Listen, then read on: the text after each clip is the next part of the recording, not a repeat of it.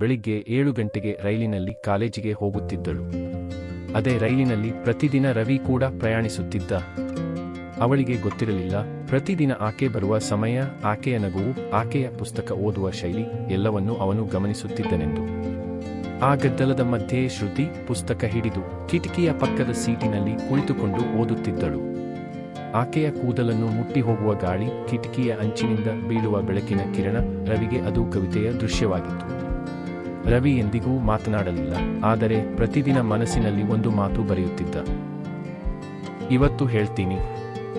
ಆದರೆ ಆ ಮಾತುಗಳೆಲ್ಲ ಕಾಗದದಲ್ಲಿ ಮಾತ್ರ ಬರೆದ ಕವನಗಳಾಗಿ ಉಳಿಯುತ್ತಿದ್ದವು, ಆದರೆ ಅದನ್ನು ಎಂದಿಗೂ ಕೊಡುವ ಧೈರ್ಯವಿರಲಿಲ್ಲ.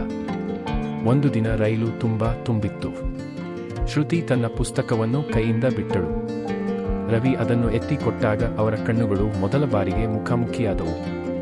ಆ ಕ್ಷಣದಲ್ಲಿ ಅವರ ಹೃದಯಗಳು ಏನೋ ಹೇಳಿದವು, ಆದರೆ ಮಾತುಗಳಿಲ್ಲದ ಪ್ರೀತಿ ಅಲ್ಲಿ ಮೊಳಕೆಯೊಡೆಯಿತು. ಮೊಳಕೆಯೊಡೆದ ಪ್ರೀತಿ ರವಿಯ ಕಣ್ಣಲ್ಲಿ ಸ್ಪಷ್ಟವಾಗಿ ಕಾಣುತ್ತಿತ್ತು, ಆದರೆ ಶ್ರುತಿಗೆ ಅದು ಗೋಚರಿಸಲೇ ಇಲ್ಲ. ಒಮ್ಮೆ ಶ್ರುತಿ ರೈಲಿನಲ್ಲಿ ನಿಂತುಕೊಂಡು ಕಿಟಕಿಯಿಂದ ಹೊರಗೆ ನೋಡುತ್ತಿದ್ದಾಗ ರವಿ ಆಕೆಯನ್ನು ನೋಡಿ ಕೇಳಿದ, ನೀವು ಯಾವ ಪುಸ್ತಕ ಓದುತ್ತಿದ್ದೀರಿ? ಆಕೆ ನಗುತ್ತ, ಪ್ರೀತಿಯನ್ನು ಅರಿತುಕೊಳ್ಳದವರ ಕತೆ ಎಂದು ಹೇಳಿ ಪುಸ್ತಕ ಮುಚ್ಚಿದಳು. ಅದರಿಂದಲೇ ಅವರ ನಡುವಿನ ನಿಶ್ಶಬ್ದ ಸ್ನೇಹ ಹುಟ್ಟಿತು. ಮುಂದಿನ ದಿನಗಳಲ್ಲಿ ಶ್ರುತಿ ಅವನಿಗೆ ಸಣ್ಣ ನಗೆ ಕೊಡುತ್ತಿದ್ದಳು, ಕೆಲವೊಮ್ಮೆ ಹಾಯ್ ಎನ್ನುತ್ತಿದ್ದಳು. ಆ ಕ್ಷಣಗಳಲ್ಲಿ ರವಿಗೆ ಜೀವನವೇ ಹೊಸ ಬಣ್ಣ ತಾಳುತ್ತಿತ್ತು. ಆದಷ್ಟು ದಿನಗಳು ಹೀಗೆ ಹೋದವು. ರವಿ ಪ್ರತಿದಿನವೂ ರೈಲಿನಲ್ಲಿ ಅದೇ ಸೀಟಿನಲ್ಲಿ ಕುಳಿತುಕೊಳ್ಳುತ್ತಿದ್ದ. ಅವನ ಮುಂದೆ ಶ್ರುತಿ ಪುಸ್ತಕ ಹಿಡಿದು ಕಿಟಕಿಯ ಹೊರಗೆ ಮಿಂಚಿನಂತೆ ಹಾದುಹೋಗುವ ಹೊಲಗಳನ್ನು, ಆಕಾಶದ ಮೋಡಗಳನ್ನು ನೋಡುವಳು. ಆಕೆಯ ಕೂದಲಿನ ತುದಿಗಳು ಗಾಳಿಯಿಂದ ಆಡುವಾಗ ಅವನ ಹೃದಯದ ತಂತಿಗಳು ಮೃದುವಾಗಿ ನಾದಿಸುತ್ತಿದ್ದುವು. ಒಂದು ದಿನ ಹೀಗೆ ನಿಂತುಕೊಂಡು ಕಿಟಕಿಯಿಂದ ಹೊರಗೆ ನೋಡುತ್ತಿದ್ದಾಗ ರವಿ ತನ್ನ ಧೈರ್ಯವನ್ನು ಒಗ್ಗೂಡಿಸಿಕೊಂಡು ಕೇಳಿದ, ನೀವು ಯಾವ ಪುಸ್ತಕ ಓದುತ್ತಿದ್ದೀರಿ? ಶ್ರುತಿ ತಲೆ ಎತ್ತಿ ನೋಡಿ ಸ್ವಲ್ಪ ನಗೆ ಬಿಟ್ಟಳು. ಅವಳ ಕಣ್ಣುಗಳಲ್ಲಿ ಕವಿತೆಯ ನಿಶ್ಶಬ್ದತೆ ಇತ್ತು. ಪ್ರೀತಿಯನ್ನು ಅರಿತುಕೊಳ್ಳದವರ ಕತೆ ಎಂದಳು ಆಕೆ ನಿಶ್ಶಬ್ದವಾಗಿ ಕಾಗದದ ಪುಟ ಮುಚ್ಚುತ್ತಾ.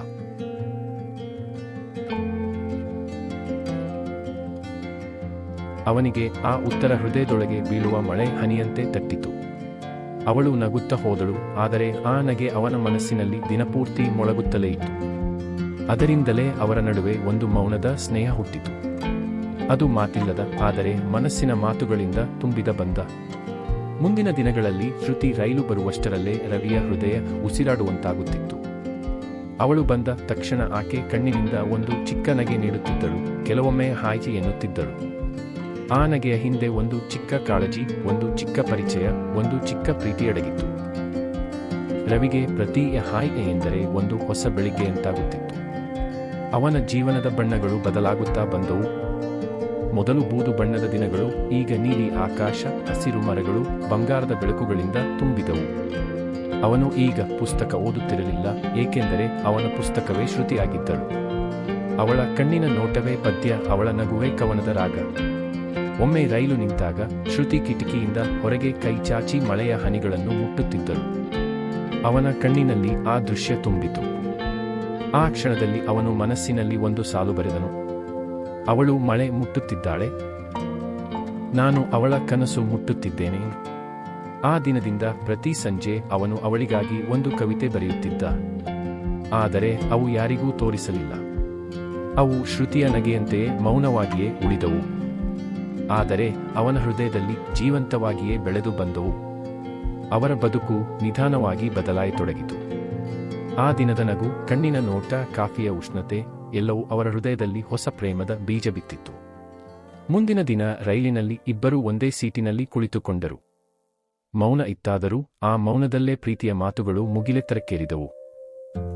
ಶ್ರುತಿ ತನ್ನ ಪುಸ್ತಕ ಓದುತ್ತಿದ್ದಳು, ಆದರೆ ಪುಟಗಳ ಮಧ್ಯೆ ಅವಳ ಕಣ್ಣುಗಳು ಆಗಾಗ ರವಿಯ ಕಡೆ ತಿರುಗುತ್ತಿದ್ದುವು.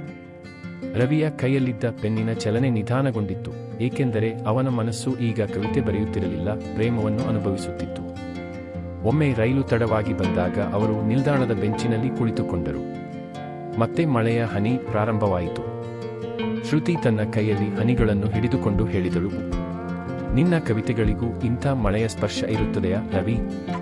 ಅವನು ನಿಧಾನವಾಗಿ ನಗುತ್ತಾ ಹೇಳಿದ, ಇನ್ನು ಇಂದಿನಿಂದ ನನ್ನ ಪ್ರತಿಯೊಂದು ಸಾಲಿನಲ್ಲೂ ನೀನೇ ಇರ್ತೀಯೆ. ಅವಳ ಕಣ್ಣಲ್ಲಿ ಅಚ್ಚರಿಯ ಹೊಳಪು ಮೂಡಿತು.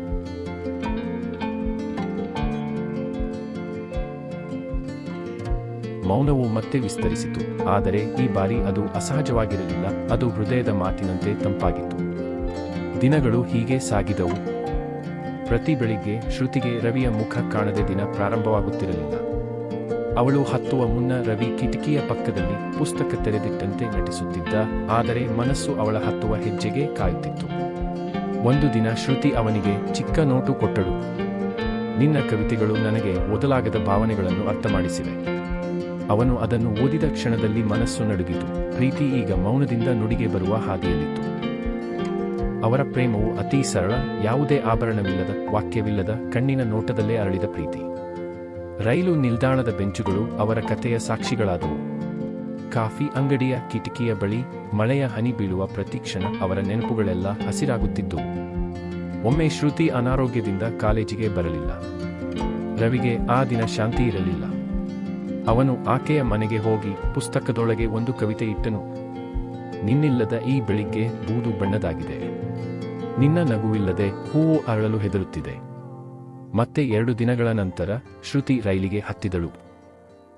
ಅವಳು ಅವನನ್ನು ಕಂಡ ಕ್ಷಣದಲ್ಲಿ ಕಣ್ಣು ತುಂಬಿದ ನಗೆಯೊಂದನ್ನು ಕೊಟ್ಟಳು. ಅದು ಮಾತಿಲ್ಲದ ಧನ್ಯವಾದ, ಆದರೆ ಹೃದಯದೊಳಗಿನ ನಿಷ್ಠಾವಂತ ಪ್ರೇಮದ ಪ್ರತಿಕ್ರಿಯೆ. ಆ ಕ್ಷಣದಿಂದ ಅವರ ಜೀವನವೇ ಒಂದು ಮೌನ ಕವಿತೆಯಾಯಿತು. ಅಲ್ಲಿ ಮಳೆ ಹನಿ ಸಂಗೀತವಾಯಿತು, ಕಾಫಿಯ ಸುವಾಸನೆ ಪ್ರೀತಿಯ ನೆನಪಾಯಿತು, ಮತ್ತು ಇಬ್ಬರ ಕಣ್ಣುಗಳು ಪರಸ್ಪರದ ಅರ್ಥಗಳನ್ನು ಓದುವ ಕವಿತೆಯ ಪುಟಗಳಾದವು. ಆದರೆ ಒಂದು ದಿನ ಶ್ರುತಿ ಹೇಳಿದಳು, ನಾನು ಮುಂದಿನ ವಾರ ಬೆಂಗಳೂರು ಹೋಗ್ತೀನಿ, ನನ್ನ ಮಾಮನ ಮನೆಗೆ. ಮುಂದೆ ಇಲ್ಲಿ ರೈಲು ಹಿಡಿಯುವುದಿಲ್ಲ. ರವಿ ಆ ರಾತ್ರಿ ನಿದ್ರೆ ಮಾಡಲಿಲ್ಲ. ಕಾಗದದ ಮೇಲೆ ಬರೆದ ಪ್ರತಿಯೊಂದು ಪತ್ರದಲ್ಲೂ ಅವಳಿಗೆ ಹೇಳಬೇಕಿದ್ದ ಭಾವನೆ ತುಂಬಿತ್ತು, ಆದರೆ ಯಾವುದನ್ನೂ ನೀಡಲಾಗಿರಲಿಲ್ಲ. ಕೊನೆಗೆ ಎಲ್ಲ ಪತ್ರಗಳನ್ನು ಒಟ್ಟಾಗಿ ಕಟ್ಟಿಕೊಂಡು ಒಂದು ಚಿಕ್ಕ ಬಾಕ್ಸ್ನಲ್ಲಿ ಇಟ್ಟುಕೊಂಡು ರೈಲು ನಿಲ್ದಾಣಕ್ಕೆ ಹೋದ. ಶ್ರುತಿ ಬರುವ ಮುನ್ನ ಮಳೆ ಶುರುವಾಯಿತು. ರವಿ ಕೈಯಲ್ಲಿ ಬಾಕ್ಸ್ ಹಿಡಿದು ನಿಂತಿದ್ದ. ಮಳೆ ಆರಂಭವಾಗಿತ್ತು. ಆಕಾಶ ಕತ್ತಲ ಮುಗಿಲಿನಿಂದ ಆವರಿಸಿತ್ತು. ಹನಿಗಳು ನೆಲಕ್ಕೆ ಬೀಳುತ್ತಿದ್ದಂತೆ ಹೃದಯವು ಬಡಿದಾಡುತ್ತಿತ್ತು. ರವಿ ತನ್ನ ಕೈಯಲ್ಲಿ ಚಿಕ್ಕ ಮರದ ಬಾಕ್ಸ್ ಹಿಡಿದು ನಿಲ್ದಾಣದ ಪ್ಲಾಟ್ಫಾರ್ಮ್ನಲ್ಲಿ ನಿಂತಿದ್ದ. ಶ್ರುತಿ ಬಂದಳು. ಅವನು ಶಾಂತವಾಗಿ ಬಾಕ್ಸ್ ನೀಡಿದ. ಇದು ಏನು ಎಂದು ಕೇಳಿದಳು. ಅವನು ನಗೆ ಬಿಟ್ಟು ಹೇಳಿದ,